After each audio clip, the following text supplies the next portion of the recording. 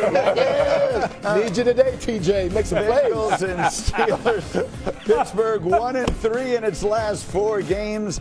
Their chance to win the AFC North has taken a nosedive. Entering Week 7, they were 4-1. They had a 79% chance to win the division compared to 16% for the Ravens. That's completely flipped. Entering today, it's Baltimore with a 62% chance to win that division despite being 1 game behind the Steelers. And this morning we welcome Kimberly Martin from windy Pittsburgh as she's getting set to cover this one for us. Kmart, what is the mindset for the Steelers coming off what was an ugly game against the Chargers? Well, Greeny, I can tell you for one thing, Aaron Rodgers doesn't want to hear all that negativity you were just talking about the division chances and all that. He called that Sunday night performance a, quote, stinker, but he said we don't have to panic. Their tight end, Freiermuth, said, listen, that was an embarrassing performance against a very good team. We want to get that taste out of our mouths, but to do that, they have got to slow down this high-potent Cincinnati Bengals offense, and, of course, Joe Flacco. Earlier, I caught up with linebacker Patrick Queen to talk about the challenge of facing Flacco. Take a listen. Yeah, you know, Zach runs a good offense, and it's always been the same offense with both of the Joes and stuff. So it's a challenge. Both of them good quarterbacks. They know football. They know defenses. So it's just about us going out there and being us, playing good defense, playing at a high level and executing. Now, you guys talked about how you've got a lot to play for. You got to get back on track. But talking to Jamar Chase and Bengals players this week, they've said this is a must-win game for them. They're excited about the possibility of Joe Burrow coming back. As a defense, how critical is it for you guys to set the tone early and make sure that you don't let them sort of have their way early? Yeah, that's what we get paid to do, is set the tone. Just have fun going out there playing physical football, letting them know it ain't gonna be easy. So the job for us is just make them go earn every single thing. Every blade of grass, we gotta make them earn. Thank you. Appreciate it. Thank you. See, set the tone early. That's what the Steelers want to do. Greeny, here, coming into this game, I was worried about the field conditions. Yesterday, I was here for the Notre Dame Pitt game. Obviously, the field is of concern. I thought, so far, it looks good. The real issue is the wind. My crew is holding on to the cameras, to the lights, everything behind me. The wind gusts here. I would expect a big running game type of game for both teams. So we'll see if these 40-year-old quarterbacks can toss it through the air or if they will rely on the ground game. All right, Kmart, thank you very much. Yeah, they're expecting sustained 21-mile-an-hour winds with big gusts. I'm looking at my quarterback. I'm looking at my receiver. We've got 2 big-armed quarterbacks in this game. How much of a factor is that condition? 20-mile-an-hour winds is significant. It's not nothing.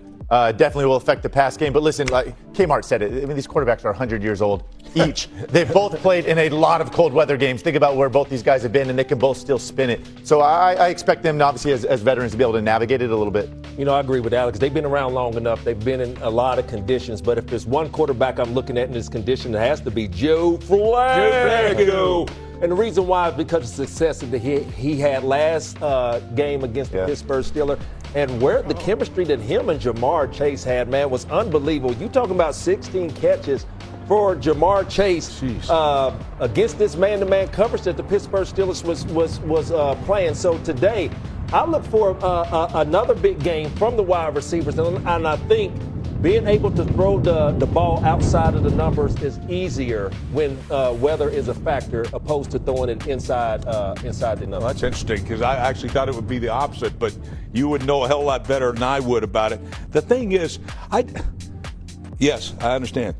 My wife just said that Pittsburgh, you mentioned, quit playing all that dang man coverage, all right? And here's why. Like, everybody knows except them. Like, you got Joe Flacco just got, out there. One thing we know, you can't cover Chase and you can't cover Higgins. No. All right, in man coverage. And here's the other thing. Alex, is it me or what? Like, it's a heck of a lot easier to pick your matchup versus man coverage when you know it than you got to decipher what zone that they're in. Yeah. So to me, his average throw time last time they played, 2.4 seconds. Like, I don't care if you got T.J. Watt, Cam Hayward, or anybody else, Joe Green, rushing the passer. You're not going to get there in 2.4 seconds. Yeah. So what they have to do, they got to flip that defensive script, go multiple coverage schemes, and make it cloudy on Joe Flacco. And what's got to help him is, there's no Highsmith today, so Herbig, who's been a great productive rusher for them this year. You saw T.J. Watt. That's how they win this football game, getting to Joe Flacco. Because with the win, I don't know how accurate Flacco will be going down the field. I think the Pittsburgh Steelers defense has more playmakers on it. This Bengal defense, it's the worst I've seen this year. Even straight up basic tackling, they can't get it done. So Pittsburgh's got it back. They're the worst unit in the NFL from a yard standpoint, 32nd. And you flip that to obviously the Pittsburgh offense. They need to rebound, and this is the opponent to do it against. Jaylen Warren was kind of the lone bright spot in their offensive game against the Chargers last week. I expect a heavy dose of him today, running it against this porous defense. And quite honestly, like we were kidding Moss about that with the reason why the wind affects you more in the middle of the field is because you got to feather the ball and things like that off it. So the touch is more prevalent through the inside numbers than it is on the outside. All right, fellas, let me jump in for just a Burrow returned to practice Monday, opening a 21-day window for the QB to return from IR. He had surgery for that turf toe on his left foot in September. Burrow is targeting a return Thanksgiving night against the Ravens. But today it'll be Joe Flacco looking to go 2 for 2 against Aaron Rodgers and the Steelers, an important division matchup for both of these squads. And with more on this matchup, our Kimberly Martin, first on the field in Pittsburgh, joins us now live. Hello, K-Mart, braving that wind and that cold, but still looking fly. What are both teams saying? What's at stake beginning today, K-Mart? Good morning. I'm gonna try to get this out before I blow away from the stadium.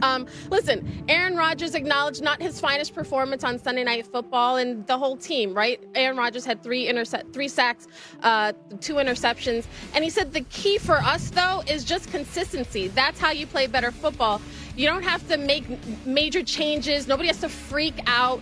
We just need to play better. You're going to have a stinker every now and again. And I spoke to tight end Pat Fryermuth, who said, listen, we're not panicking. Last time I checked, we're still in first place in the division. We just need to keep going. We just need to, we believe we're going to play better. But the funny thing is the Bengals also believe that they have a lot to play for. I talked to Jamar Chase this week, who is ecstatic that Joe Burrow is back on the practice field. And he said, listen, honestly, we believe that we can get to the AFC Championship still, despite their record. There's a lot of buzz in this building all week with Joe getting to practice. Jamar told me Wednesday was the first day that him, T. Higgins, and Joe Burrow were able to kind of go full speed together.